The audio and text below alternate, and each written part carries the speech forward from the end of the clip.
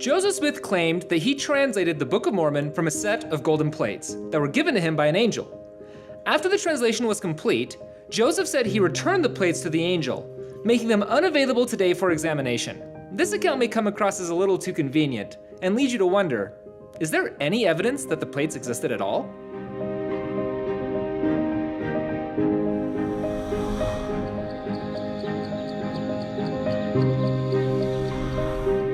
Introduced at the beginning of every copy of the Book of Mormon are the testimonies of the 3 and 8 witnesses. These 3 witnesses, Oliver Cowdery, David Whitmer, and Martin Harris, wrote that they were shown the plates by an angel, who also attested to them that Joseph Smith translated the book by the gift and power of God. It would be easy to say that these 3 men conspired with Joseph Smith, only giving their testimony of the angel and the gold plates to perpetuate a scam. But that explanation loses its strength when we consider that all 3 men eventually left the church, having at some point fallen out with Joseph Smith. Oliver Cowdery and Martin Harris later rejoined the church after Smith's death, but David Whitmer would remain estranged for the rest of his life. Despite their falling out with Smith, all 3 maintained their testimony of having seen the angel and the gold plates. In fact, David Whitmer famously went out of his way on numerous occasions to give interviews and correct newspapers he felt had misrepresented his testimony. Once he wrote, "Those who know me best know that I have always adhered to that testimony, and that no man may be misled or doubt my present views in regards to the same. I do again affirm the truth of my statements." The fact that these men never wavered in their testimony of the plates dismantles the claim of collusion. After all, they had everything to lose and nothing to gain by maintaining their testimonies after falling away from the church. And yet, each, independently of the others, insisted that their published testimony was true, whatever their disagreements with Joseph Smith may have been. With collusion being highly unlikely, others have questioned whether the 3 witnesses could have been hallucinating. Some sources quote the witnesses as saying that they saw the plates with their spiritual eyes, or with the eye of faith, which some take to mean they only imagined the plates and the angel. But that sort of language is scriptural in nature and doesn't automatically imply hallucination. Rather, it means that the witnesses were prepared for a visionary experience in the scriptural sense. David Whitmer made this clear in an interview published in 1888. "Of course we were in the spirit when we had a view of the plates, for no man can behold the face of an angel except in a spiritual view, but we were in the body also, and everything was as natural to us as it was at any time." Whitmer insisted that he was not under any hallucination during the vision, saying, "I saw with these eyes." One might still not be convinced by the witness given by Cowdery, Harris, and Whitmer, thinking it sounds too ethereal with an angel showing them the plates. This is where the testimony of the 8 witnesses comes in, as they were given the simple, straightforward opportunity to handle the plates directly. No angel arrayed in glorious light is described by Oliver Cowdery. They simply wrote that, "As many of the leaves as the said Smith has translated, we did handle with our hands, and we also saw the engravings thereon, all of which has the appearance of ancient work and of curious workmanship." Once again, collusion is unlikely, given that 3 of the 8 witnesses were either excommunicated or left the church.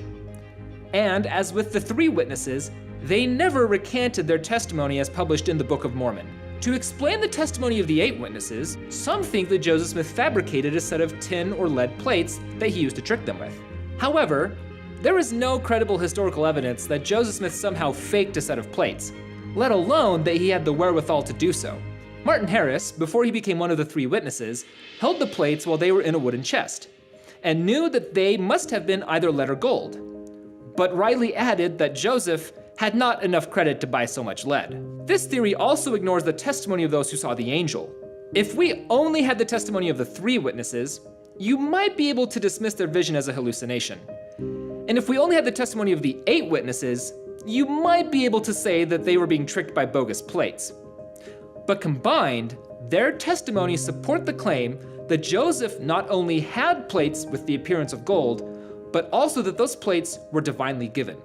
If the official testimonies of the 3 and 8 witnesses are not enough, there are also the testimonies left by other secondary witnesses who encountered the plates, For example, Josiah Stoll testified in 1830 that he was one of the first to handle the plates under a linen cloth when Joseph returned from finally obtaining them in 1827. Another witness was Mary Whitmer. According to sources close to her, Mary was shown the plates by the angel Moroni as she was milking cows. This happened completely independent of Joseph Smith or the others involved in the translation of the plates. Other women, including Lucy Mack and Emma Smith, handled the plates and other artifacts Joseph brought home. Emma, for example, at one time related, "I once felt of the plates as they thus lay on the table, tracing their outline and shape. They seemed to be pliable like thick paper, and would rustle with a metallic sound when the edges were moved by the thumb, as one does sometimes thumbing through the edges of a book." The combined weight of these secondary witnesses further complicates the arguments that the plates were either imagined or fabricated, since these witnesses include those who, independent of Joseph Smith, reported encounters with the plates and the angel. Thanks to all of these different accounts, we have a pretty good idea of what the plates were like.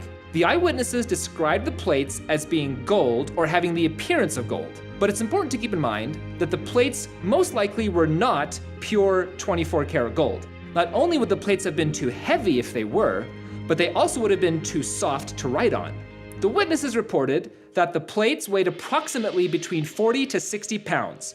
Josiah Stoll also added the intriguing detail that he noticed a slight green hue on the corner of the plates. This reinforces the argument that the plates were likely composed of a Mesoamerican copper and gold alloy called tumbaga, which would account for the weight and the green hue, which was likely the result of the oxidation of the copper. We also know that the dimensions of the plates were about 6 or 7 inches by 8 inches, and were about as thick as common tin or pliable paper, according to the witnesses.